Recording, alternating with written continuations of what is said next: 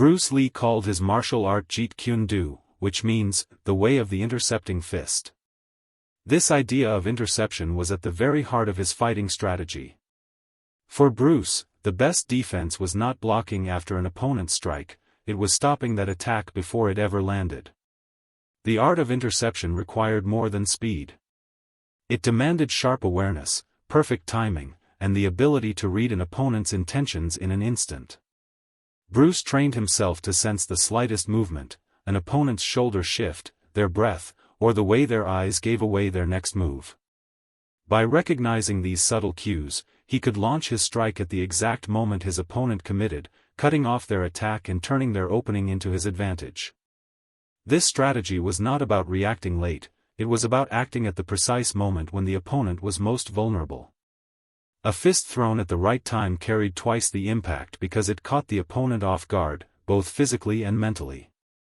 Bruce believed interception represented the ultimate efficiency in combat. Instead of wasting energy on blocking or dodging, he could end the fight with one well-placed strike.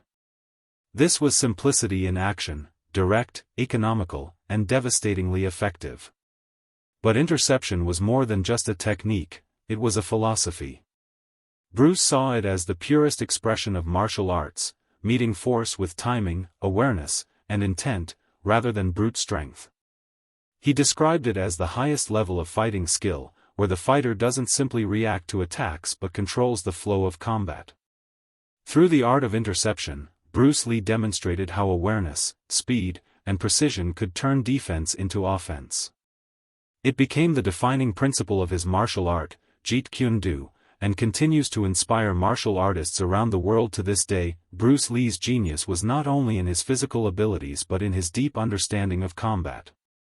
Among his most powerful concepts was the art of interception, the core principle behind his martial art, Jeet Kune Do, which literally translates to, the way of the intercepting fist. To Bruce, the highest form of fighting was not to block or evade after an opponent attacked, but to stop that attack at its source.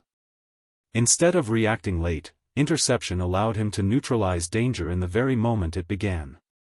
This was not just technique, it was strategy, philosophy, and science combined. Interception required three key elements: timing, awareness, and speed.